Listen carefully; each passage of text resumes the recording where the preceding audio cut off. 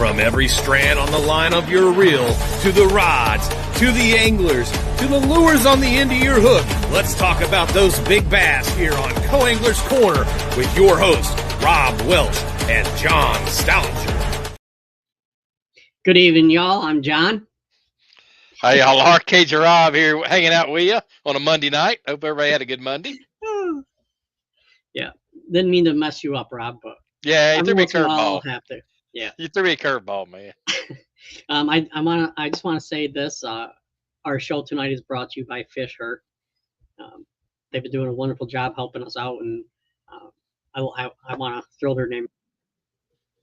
So, but tonight we have a special guest on.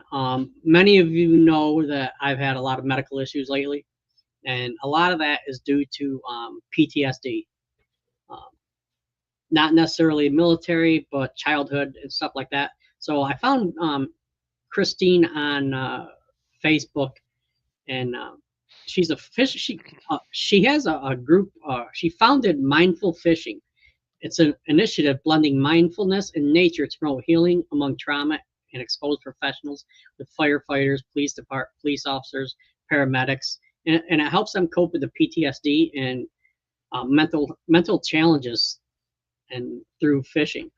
So I wanted to have her on and talk about her program a little bit and some of the things that maybe can help some others. Absolutely. Hello, Christine. How are you? How are you guys? Doing good. Doing well, thank you. Yeah. I think that was a pretty concise intro and accurate. Yep. And you know, I was amazed when I saw your Facebook, and I'm like, because I'm going through it now. You know, my therapist says you'll never be healed. You just got to learn how to deal with what you have.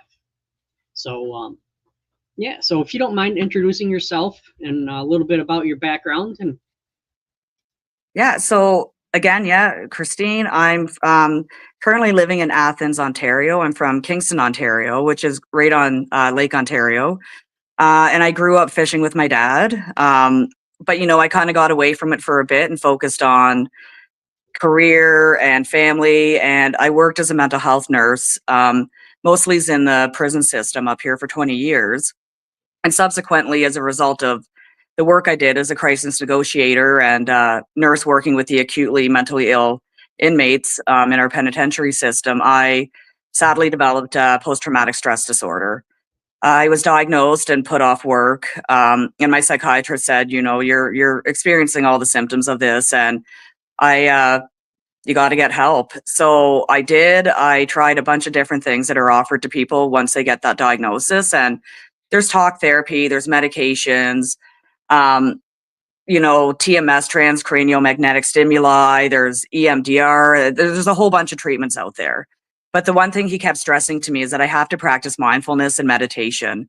It's the one thing that's just going to let me be still and not be worrying about my future, not be thinking about my past. I have to learn to be still and just be present in the moment. So that was challenging for me because somebody who was always on the go and always thinking and being in crisis situations, I never was able to be still.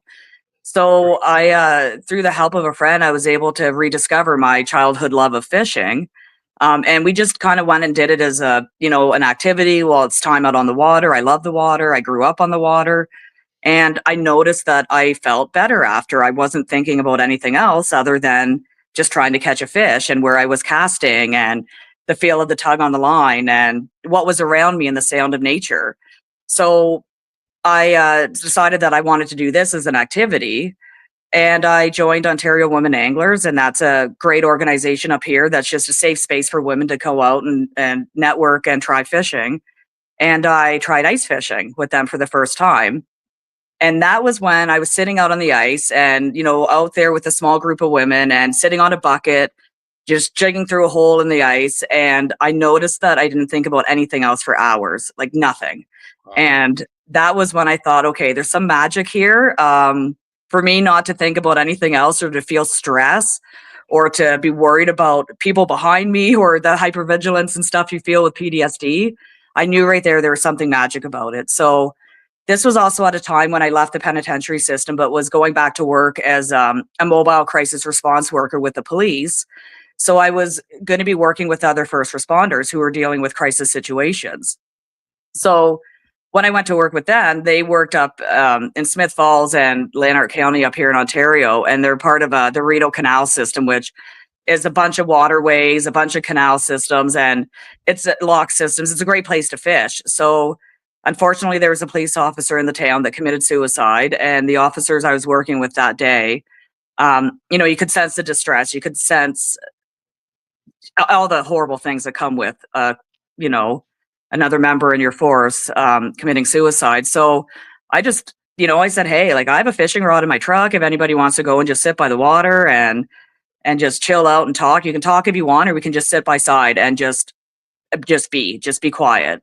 So yeah, then that's kind of when mindful fishing was born. And I thought, this is something that really should be offered as a form of therapy to first responders. It helped me. And I really was in a position at one point where I didn't think I could be helped.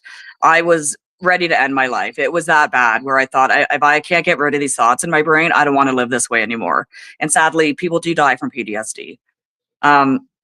But to feel that there was relief and there was a bit of hope, and it was in a form of therapy that's not intimidating, that anybody can do, that you can do with your family, you can do any time of the day, you can do it all year long. I thought this is a magic medicine that I need to share with other first responders. And I've always been of the belief that if we look after our first responders first, our communities are going to benefit from that. If we have healthy police officers, if we have healthy nurses and healthy paramedics, healthy firefighters, then they're going to be able to do their job better and they're going to look after our communities. So mindful fishing was born at that time, and that was back in 2019. And it's kind of growing into different things at this point where I do one-on-one outings with people, shore fishing, ice fishing. I bought a boat a few years back, so we'll go out on the boat and go fishing. I wanted to make sure I could offer this year round. And another important thing that I wanted to offer was a sense of community, because one thing when you're in recovery from PTSD, you're off work. Sometimes you lose your coworkers, you lose family and friends, you lose your sense of belonging. And a big part of recovery is feeling like you have a purpose and feeling like you belong. So that's when I started to offer up bass derbies, where I had volunteer boaters that I used to compete in bass tournaments with. And they offered up their boat and their space to a first responder. And I found first responders who wanted to come and try fishing in this fun competitive format. So last year we had 19 boats come, and each boat had one or two first responders or family members in it.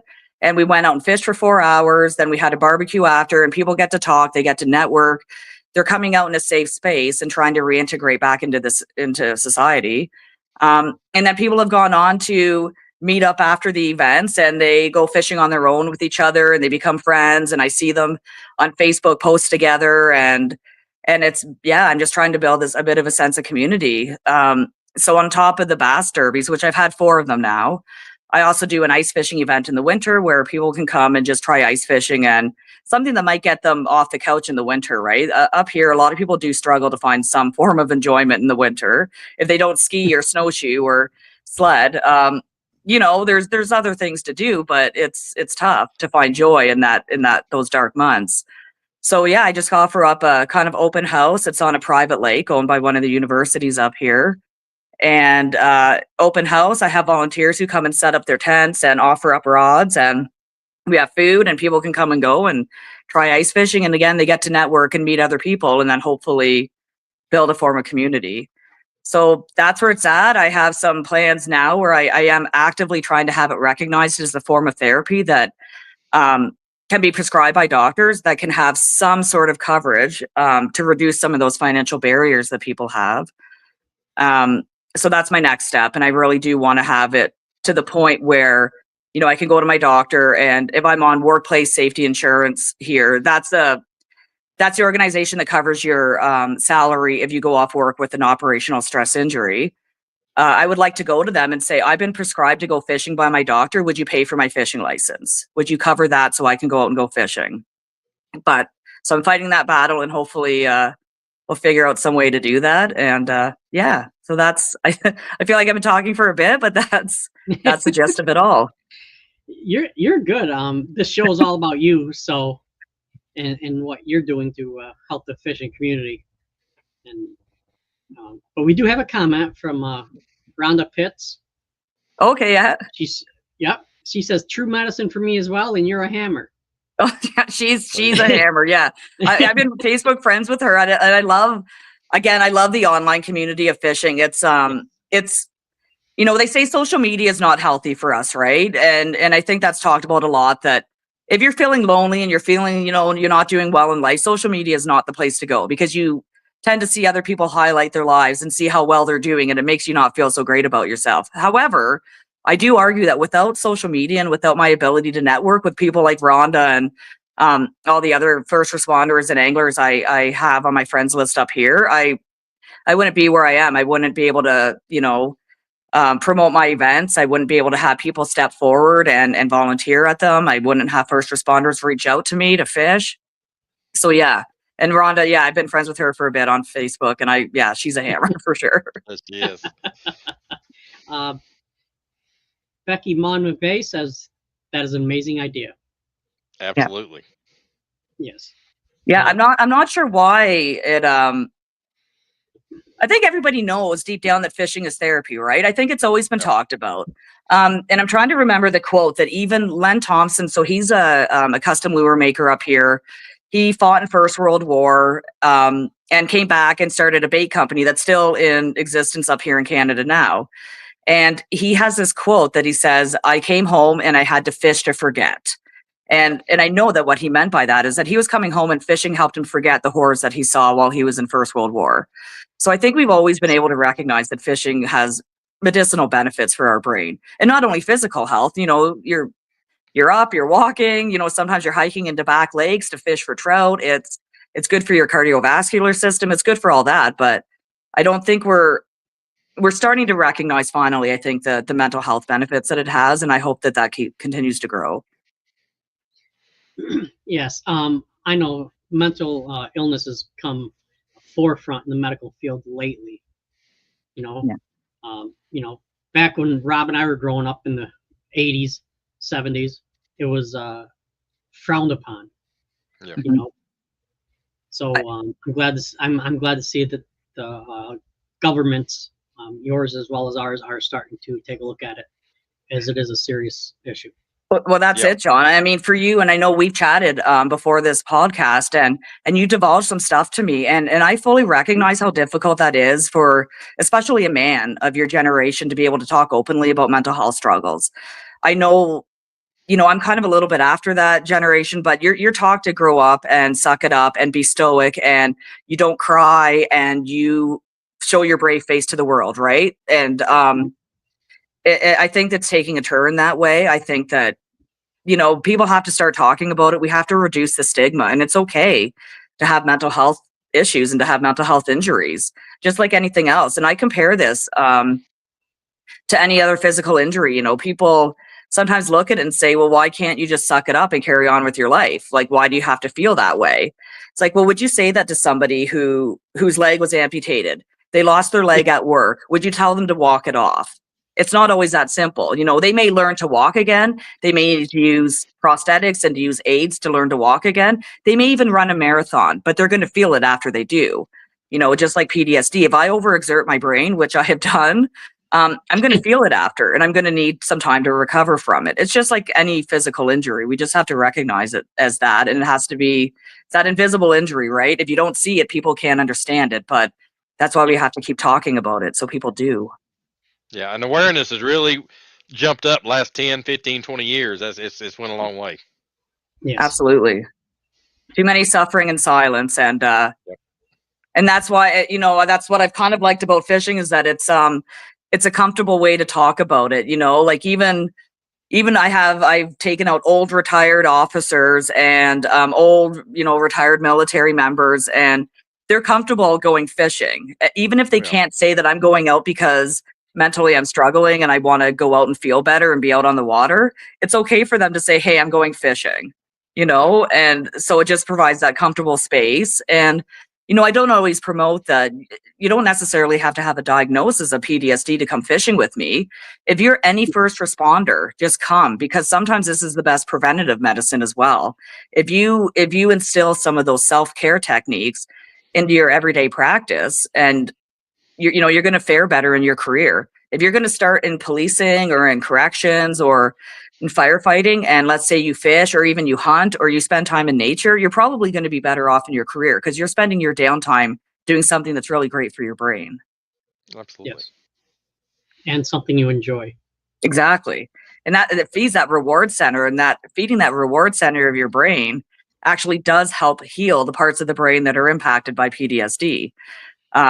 It gives you those dopamine surges, and it gives you that sense of purpose. And it just, I try to aim for, catching PBs and catching bigger fish. And when I do that, it's medicine. It helps heal. Absolutely. You got anything, Rob? I got a couple more comments come in right there. All right. And Becky follows up about our social media, says, depends on how you use social media. Exactly. Yep. Yeah. Good point. And I don't find it impacts me. Social media doesn't make me upset. I do use it for the purpose of promoting fishing and communicating with other anglers and first responders. And yeah, it really does depend how you use social media, how it is for your brain. Yeah, Absolutely. and she says fishing is definitely her happy place. Absolutely. Yeah. This is a follow-up to my comment about growing the era Rob and I grew up in, and she says women were taught to mask their feelings as well. Yeah. Oh yeah. Yeah. Oh, absolutely. I mean, everybody is, right. It's and I could go off topic and do a whole other realm about how women, are meant to make their men happy and suck up, feelings of sadness, and you have to mask your feelings to be strong for your kids. And yes, it definitely does go both ways. Yeah. Oh, absolutely. Absolutely. And she says it's like endorphins. Yep. Yep. It is. Yeah. But yeah, it's like me. I think my favorite time, if I'm going to tournaments or whatever, is first thing in the morning when the fog's just coming off the water. First thing in the morning, that's my favorite time, I guess you'd say. I mean, I love the whole day, but that's one thing I look forward to. See the steam coming off the water and just put you at peace. I mean, from there, it's just like it's gonna be a good day. I did. I used to do some tournament fishing. Now I just don't have the time and money and resources for it. I'd rather focus on my program. But I've had those mornings, and I definitely get that feeling. And I think, I've heard a lot of hunters explain and, describe the same feeling when they get up in the dark and they walk out to their deer stand or their whatever, and they're sitting there, and then they get to see the world wake up before them, right? They start to hear birds chirping, and they start to hear things rustling on the leaves, and they see the world wake up, and very much the same thing on the water. And I remember those mornings. My phone is full of pictures of those tournament mornings where you just see a boat silhouetted off in the distance with the sun rising and the mist, and it's yeah. And then blast off is just pure adrenaline and awesomeness. It is. And then I had a couple of good friends, older guys that couldn't get out and fish like they used to, and they always send videos of us taking off, and man, that just make our day. Said, oh man, that's just great, us taking off on the boat, hitting it, and so it made them smile. So hey, you know how it is, make a good friend and somebody that can't get out like they used to smile. It's worth it. It is. I one of my good friends is actually, he does a TV show up here called Fish TV, and it's a great gig. He gets to travel and try different places and kind of promotes the fishing lodges and stuff, right? But it's funny because I had a first responder, a military member, who met him at a sports show up here, and he said, "You know what? Your show helped me get out of my depression. I used to, once I left the military, I would sit in the basement and just." He was drinking, he was whatever, he just was not in a good place. But then he'd watch this fishing show, and he said, I could almost picture myself there. And you guys described the environment and the fish you were catching so well that I felt like I was a part of it. So it made him want to get fishing. So then he sent him my way, and he actually came to my ice fishing event this year. And it was just because of a fishing show he was watching. So I think it's so great that you share those memories with, those guys that can't get out anymore, because they can picture it and they can feel it. It's so, yeah, it's great. All right. So why is it important to provide mental health support specifically for first responders? So like I could go into stats and I'm not probably going to be that accurate with them, but first responders do experience rates of PTSD much higher than the general population. They experience higher rates of, marriage breakups and financial issues and again, just and substance abuse, sadly, right? These are things that are all subsequent downfalls of PTSD, as we know. So they're dropping like flies. At one point when I left the federal penitentiary system, the institution I was at had 40% of their nurses off with that diagnosis and in treatment. That rate it's not sustainable for people to keep going off and to keep having to need treatment and the resources that come along with that. So something needs to happen. It's an epidemic, especially now that people are recognizing it and are noticing that their suffering isn't needed. They can actually seek help and they can get help for things and treatment. And again, like I said earlier, our first responders are vital to our community's functioning. We can't function as a society without our military keeping our country safe, without firefighters, without paramedics, dispatchers, police officers, correctional officers. We can't function without these people. So they need to be well. That's why we need to offer them all the resources we can to keep them well. Because you don't want a disgruntled police officer responding to a call when you're in crisis and you need them to be functioning at their best. You don't want them sucking it up when they're attending a situation where they need to be helping you.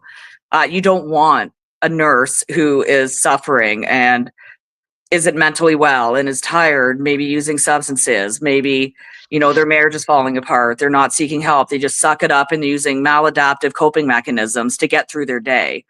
It goes for any of these first responder professions. They need to be well. So we need to look after them. Like the TSA says, that oxygen mask drops in a plane, you have to put it on yourself first before you can help anybody else. So I think of that perspective when I think of our first responders. For them to help us, they have to take care of themselves. And this is just an avenue that I'm offering them, a way of practicing self-care. Because ultimately, if I can introduce a first responder to fishing and they love it and they take off with it, well, now they have a way to look after themselves that's healthy, that they can use at any time. They can go stop at a riverbank on their way home from a shift. They can plan a day out fishing after a stressful situation. They have a way to look after themselves that's healthy and accessible. And depending on how you do it, it can even be budget friendly. Absolutely. All right. Becky has a couple more comments. It keeps jumping around here. Let's see. We had like 2 or 3 just come in at once, so yeah, that was me. Okay. I was replying to Becky. There you go. All right. Becky says, and then in the end, suicide. I think it's wonderful that what you're doing. Anytime you can help someone's mind, you may save a life and not know it. Absolutely. That is true. Yeah, I sadly think I've been in that position where I may have helped. Yeah, there's been some close calls. There's been, in the early days, I had a difficult time even setting boundaries a little bit, if that makes sense. I was, hey, let's go fishing, but hey, call me if you need me anytime. And then, you get too close and then they're calling you, in the middle of the night because they're having bad thoughts. And although I'm all for that stuff, a big part of my program is also teaching people to use the resources that we have accessible. We have, it's not 911, but it's 988. So it's a suicide crisis line now that people can call if they're feeling, if they're having those thoughts. There's, great resources in our police services now. Most of our police services have mental health professionals who respond to calls with them. And they're not police officers, they're nurses or social workers.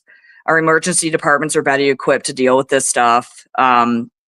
So it's because at the end of the day, I still have to look after myself. I can't burn myself out being that accessible. I want to take people fishing and I want to give them that time on the water. But they also, we're going to discuss resources out there if they're in a crisis situation that they need to access those resources. Absolutely. Like I said, a lot of times just being there for somebody and, have a helping hand or an ear out. That's a lot of folks. Just having to open up to somebody. Yep. Yeah. Some people come out and talk. Some people come out and tell me their life story and all the suffering they've gone through. And some people just come out and they're quiet.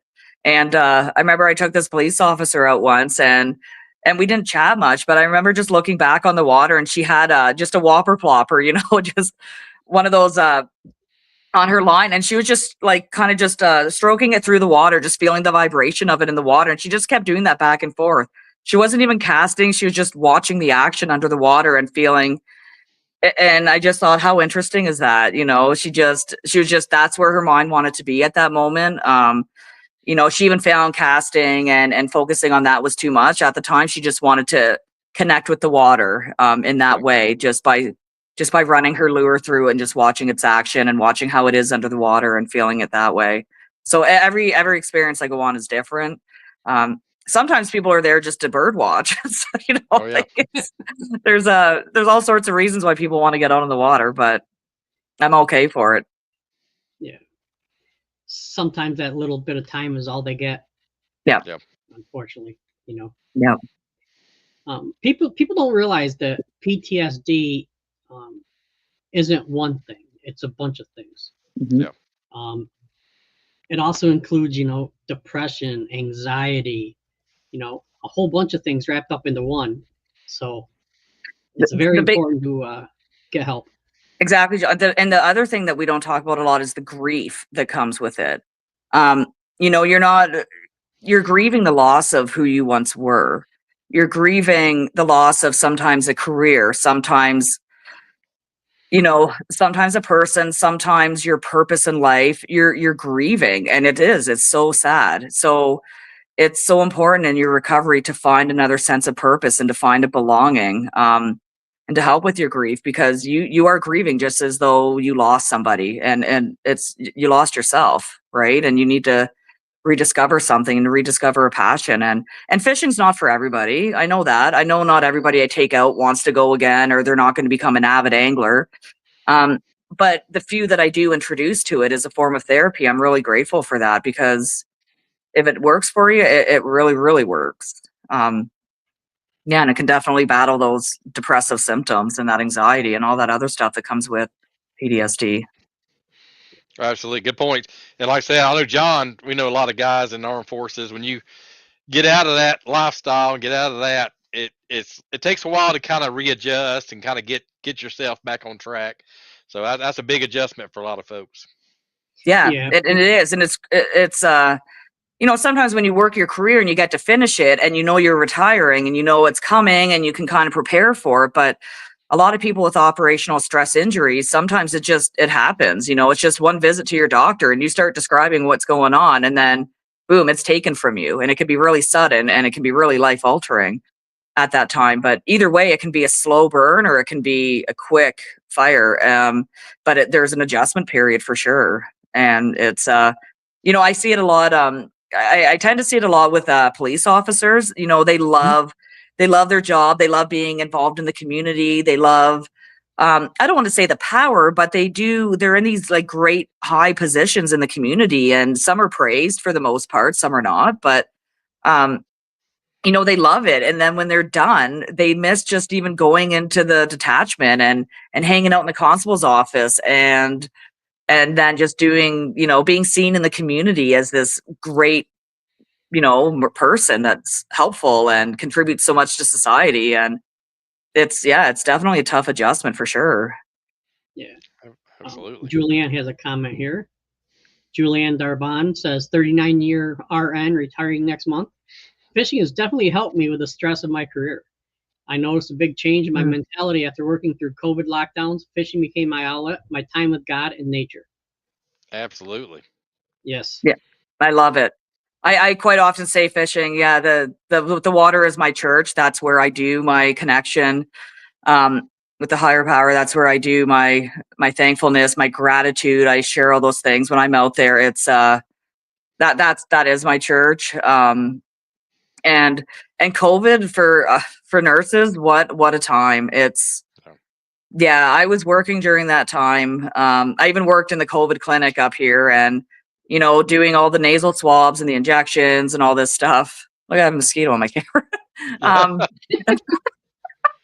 but and you know, that was the one thing I really found thankful through the COVID pandemic up here was that I still was able to offer mindful fishing. I said, you know what? If you sit on the back of my boat and I'm on the front, we're more than 6 feet apart. We're outside. We can still do this. And I was lucky enough to live on the water at that time. And I had a long shoreline, and it's great for panfish and crappie and all that stuff.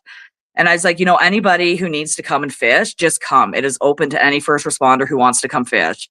Because COVID was brutal, and I think that was I know every country and province and state had different restrictions, but it was awful for everybody, and especially nurses. Yeah.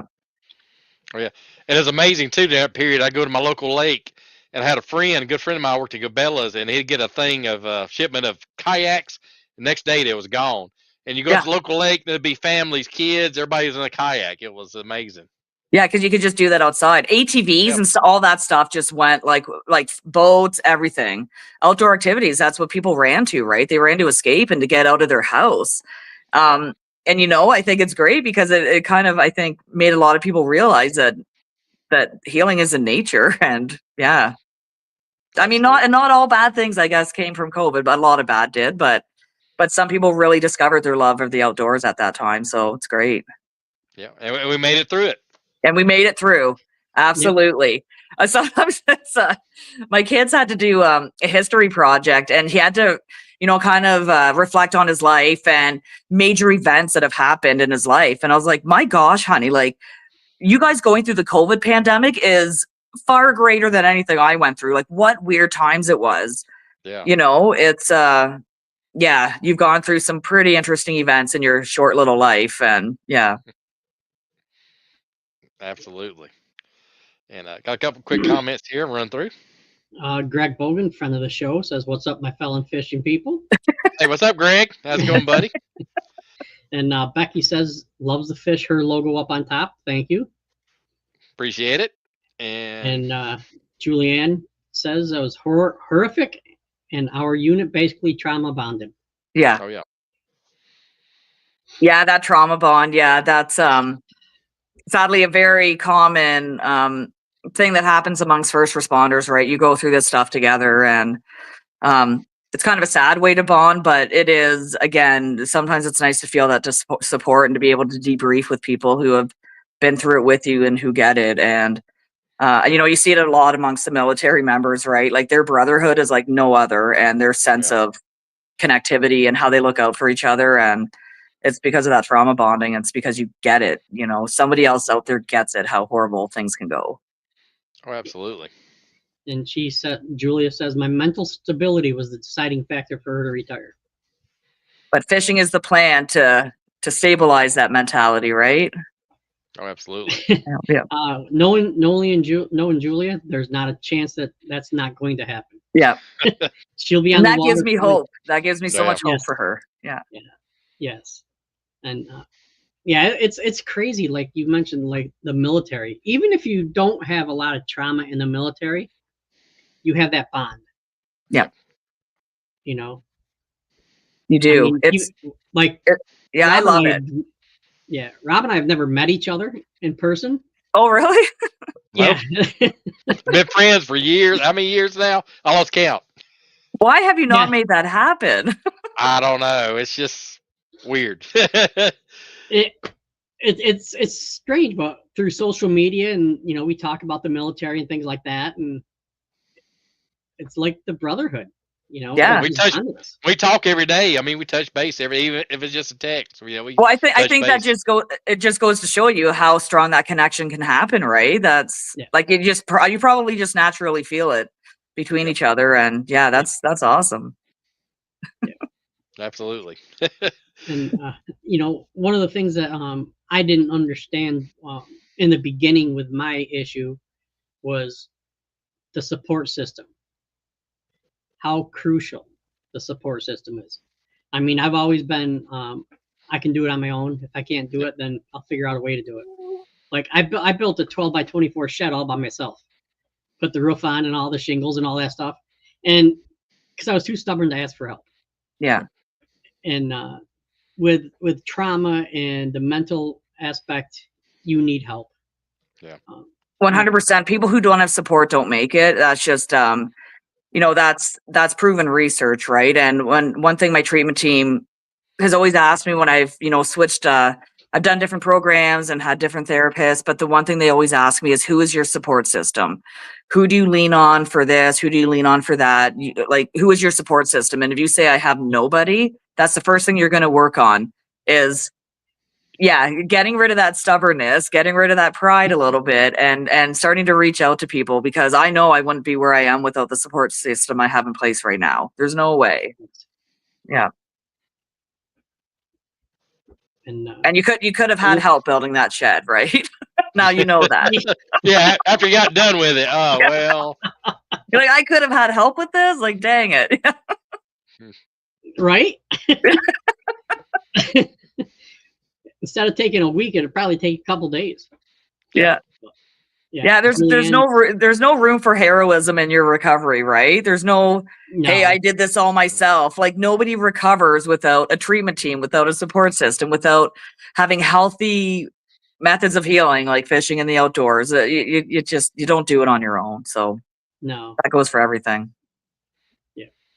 Yeah. I was shocked at how, I won't say dependent I've become on my support system, but yeah, it's almost like a drug, a dependency. Like Rob and I, we talk every day. My brother and I talk every day. A couple of my other friends, we talk every day, and we check in with each other. Yep. And that's it. That's part of my support system. But you enjoy being there for others too, right? Oh yeah. Yes. So why wouldn't you want to give somebody else that satisfaction of being there for you, right? So that's that's one thing I stress. It's funny in mindful fishing how many people who have come and volunteered for my program and for my bass derbies, and they get the opportunity to take a first responder out in their boat, and they come back to me and they're thankful to me, even though I'm really grateful for them for coming and volunteering their time and boat to take a first responder fishing. But they come to me and they say, thank you so much for that opportunity of getting to give back to somebody, because I feel so great now. And it's a pretty cool feeling that they see they recognize how great it is to give back. So you got to give people that opportunity to give back to you, right? Because they feel better for it. You're doing a good thing by letting people be there for you. Oh yeah, definitely. Yes. Well, it's like where I live at, there's a big Amish community, and it's amazing. They'll come together cool. and like build a barn in a day, and you'll see like 10 guys put up one side of the barn, and I mean, it's just amazing. That's a great place to live. Yeah. Yeah. All right. We got a couple comments here. Yep. Get them right there. Here we go. All right. Olivia Baraffio. She was a past guest on our show from Vermont, I believe, or Massachusetts. Says, my best friend in the Marine Corps, and when I went to her TBS graduation, I noticed a different person immediately. She gained her peppy and optimistic personality back, but I wasn't sure how to be when the person I knew wasn't herself and didn't feel like herself. Any tips for a non-professional on how to be there for someone who went through something traumatic? Yeah, it's so some people feel like they want to, how do I put this? I've had people ask me about my experiences and what caused my trauma. And I got to say that talking about our war stories and I would have to say this probably goes for your friend too, talking about the stuff that happened to you that caused you to change and caused you to maybe result in an injury like PTSD isn't helpful. But what people in my situation and your friend and people who have gone through these horrific experiences that changed us is just a safe place and acceptance and understanding and not giving up on people. Sometimes, injuries like this are viewed as kind of a cancer, right? Where people see it and they think, hey, you're different now, you're sick, you're going to get treatment, but is this something that you're going to recover from? Is this something that's going to kill you? I don't know how to talk to you about this, so they back off. And that's the worst thing you can do. They may be different, but as long as you know that you're still loved and you're accepted for who you are and you have a safe space just to kind of be yourself. And, she may want to talk about stuff. She may want to try and process things and make sense of it. But I know myself, I avoid talking to certain people about things because I'm so worried about how they're going to perceive it. if they're going to judge me for it, if they're going to look at me and say, like, holy crap, you went through that, you must be crazy, right? I'm so worried about people's reactions to the stuff I've gone through that I tend to shut down. And then you notice that people tend to avoid social situations, tend to avoid who they talk to. So, you know, you're not a therapist, you're not a treatment team, you're not there to go through things that are going to help them, and you're not there to give them advice, you're not there to do anything, you're just there to let them be themselves in a safe space where there's going to be absolutely no judgment.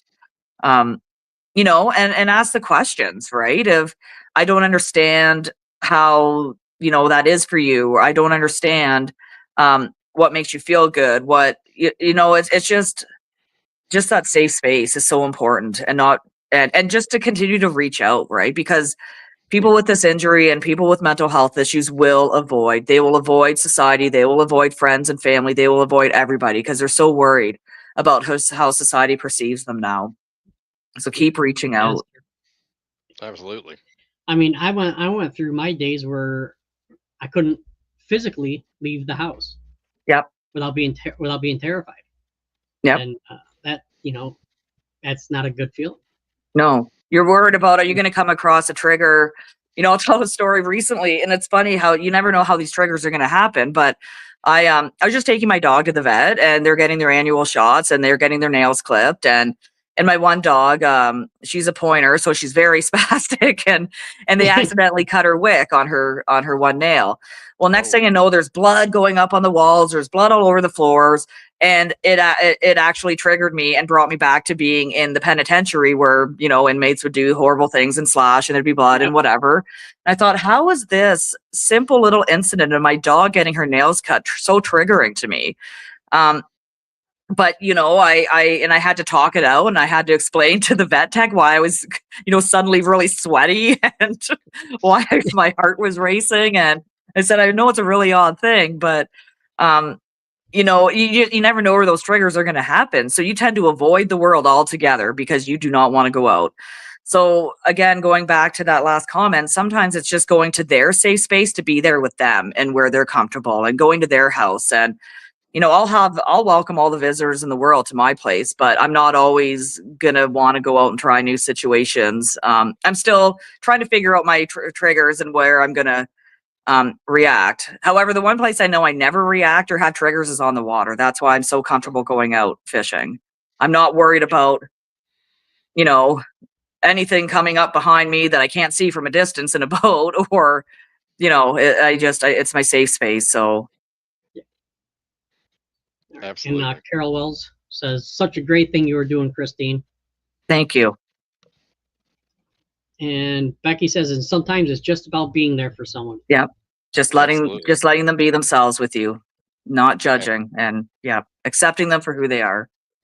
Absolutely. Yes. And Julia says, as a healthcare provider, we are limited on how much we can say, so we keep so much inside. Unfortunately, mine caused a lot of anger issues. Thank God I had coworkers who understood. Absolutely. I think one thing we're really, really lucky to have as nurses is our team. I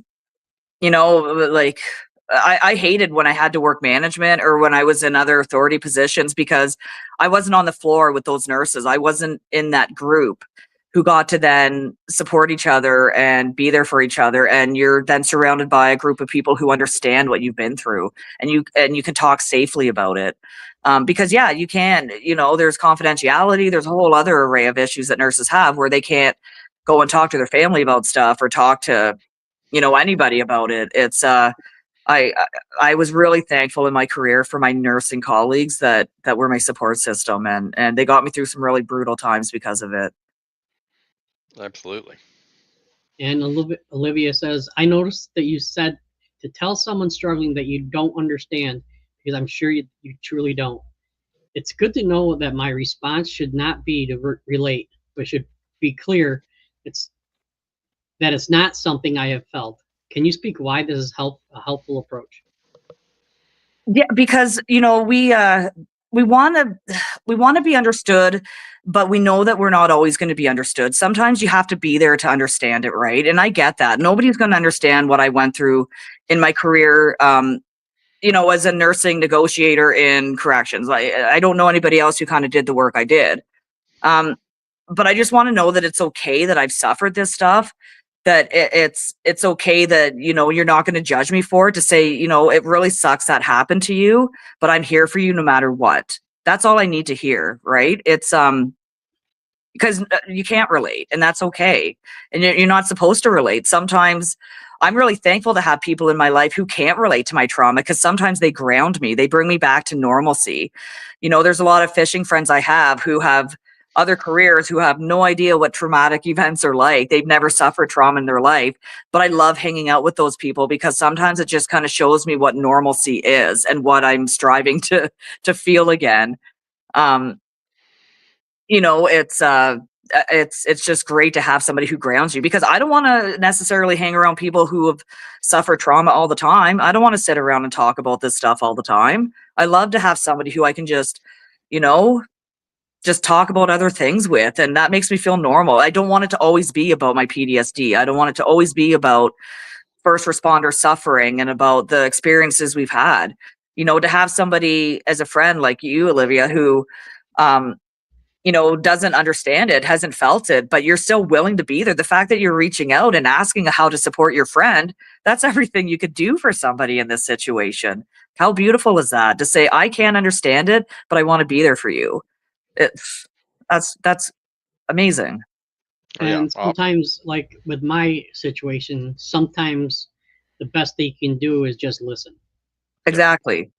And listen to understand, right? It's okay to ask some of those follow-up questions and to say, I don't understand why, we go to the grocery store and you start sweating profusely. I don't understand it, right? And sometimes it's just, again, just trying to understand them, because sometimes you get people who listen blankly and they don't respond to anything, and they're just kind of staring at you, and you're like, okay, I don't want to talk to a brick wall either, but Right.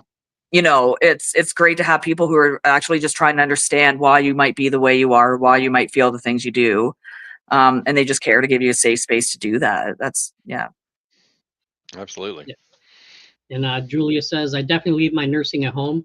My boat is my time to decompress and forget. Fish and forget. Absolutely. Yep. Fish and forget. I don't think about anything else on the water. I don't know if it's like that for you, Juliana, but it's, I really don't.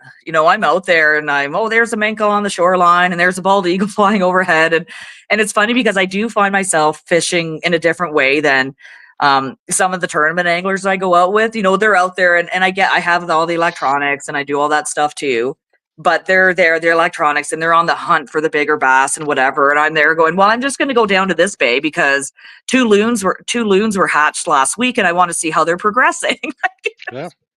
So it is more about the nature experience and more about being out on the water and the whole experience, right? Not just, and there's some lakes I fish in the fall. They might not be the greatest lakes, but my gosh, the leaves are beautiful, right? And I just want to be in that atmosphere out on the water. So yeah, I still catch some good fish, but it's, I wouldn't say that I'm up to par with the tournament anglers and stuff at all, because I'm doing other things out there too.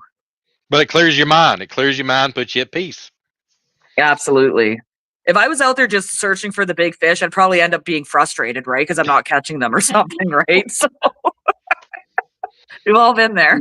Yep, been there. Julia says, I've had some really great co-anglers and we have a blast. Yeah. Yes.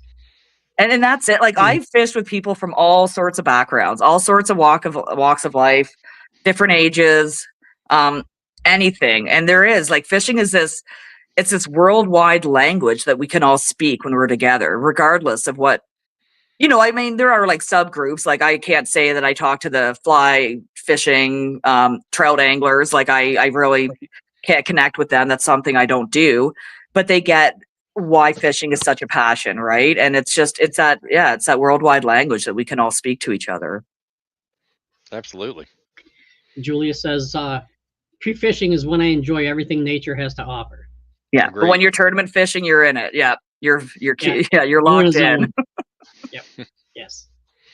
But no, we're, believe it or not, we're about 50 minutes in. Yep. And I'm just amazed. I really would like to have you on again. because I know we're just No. scratching the surface of some of the things we're talking about, and I think this has been a great show for people to just learn. Yep. Yep. All our shows aren't about fishing, obviously, but this is fishing related. Yep. So. Absolutely. And Julia makes a good point here. I agree with her wholeheartedly. Yeah, I love that it's Yeah. so diverse, and we all have a common love. It is. Absolutely. Well, think about all the different ways of fishing, right? That's what I love about it. That's what I find it is the most diverse form of therapy, even. As diverse as fishing is, it's also very diverse in its therapy, right? Because you can do it on the shore, you can do it on the ice, you can fish for different target different species, different times of the day or year, or you can do it with your family, you can do it with your partner for date night, you can do it with the old retired guy down the road. You can do it with anybody. It is so diverse. And that's why I think it's such an adaptable form of therapy. It can really adapt to anybody. Oh yeah, absolutely. And Olivia says, thank you, Christine, for drawing attention to the importance of fishing for mental health. Fantastic job. Thank you. Thank you. Yes, Absolutely. I have to agree. Anything else, Rob? Yeah, like I said, she made a good point. Like me and John say, I mean, fishing is a big community, but it's a tight knit community at the same time, which is kind of a weird dynamic. Yeah. But yeah, I mean, I've met guys I fished with 5, 6, 7, 8 years ago, and I still talk and see them, quite a bit, and it's, we're still good friends. I mean, we met a new, friend on the water every time I go fishing, so it's great. Absolutely, I love it. Yep.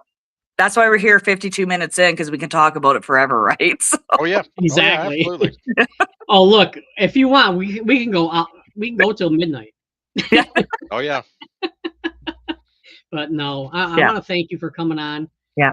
If there's anyone you want to say thank you to that has meant a lot to you in your life, go right ahead. Take 10 or so minutes and talk about anything special you want to. I just always want to thank my volunteers, and I want to thank my support system I have in place now. My partner, who pushes me to keep going on, because some days I'm like, I don't know if I can keep doing this, and he's like, you're crazy, you have to. And the volunteers I have, and the first responders who give me a chance too, right? The first responders who just give it a shot and they come out and they see what it's about. And without their support and without people just giving me a chance and believing in this, I wouldn't be where I am. And it's so rewarding to me to have this community that backs me up with it. Well, thank you again, Christine. And you got a great organization. Hey, you continue success, and I know you've helped and influenced a lot of people, and we appreciate you. Yeah, thanks for having me on, and thanks. I always appreciate a chance to talk about it, so thanks. Yes, thank you very much. Go enjoy your festivities. Yes, I will. All right, Canada Day tomorrow too, so happy 4th of July to you guys, and Yes, thank you. Thank you. All right. And happy birthday to your son. Tell him happy birthday from us. Yeah, thanks so much. Yeah. All right. Take care, Okay. Christine. Thanks. Right. Bye-bye. Thank you. All right, bye-bye. Wow, she's really got a great organization, great plan. I mean, yeah, I just, it's something we talk about, you and I do, because of what's been going on with me. And I just, like, as growing up, when we did anything that you couldn't see, you hid. oh yeah. If somebody had a broken leg, okay, you're not hiding that very long. Yeah, walk it off. Walk it off. Yeah, walk it off. Yeah, I've been told that a lot. Yeah, I have to. But I have to. But yeah, it's a great cause. Folks, PTSD is real. And I had a discussion with my daughter. She's 7 years old, and she says, "Dad," I go, "What?" She goes, "Why do people pick on people with disabilities?" And I'm like, "What?" And because we saw a guy who had a leg amputated, and she's like, "Why do people pick on people with disabilities?" And I said, sometimes people do that because they make themselves feel better. Yeah. But it's not good. You don't pick on people. I said to her, I go, people have disabilities you don't even know about. Yeah. And she just looked at me like, what? So, but no, what a great show. Yeah. If anybody missed any of this show, go back and watch it. It can help save a life. Oh, absolutely. Great points. I mean, she had a lot of great points, and man, she's got a great organization and a great mission. Yep. And we will try to get her back on. So Absolutely. tomorrow we got your buddy, the Godfather. Yeah. My good old friend down in the bayou, Mr. J. I call him the godfather of fishing communication. He's been in fishing communications for as long as I can remember. So great guy, always entertaining, always enthusiastic. So y'all tune in. Y'all will be a great show tomorrow. Yes. And then Wednesday we have Lee Bailey Jr., former professional angler, bait maker. Well, he's still making baits. Mm-hmm. Came out with a Cavatron buzzbait. Yep. I believe it's still in system.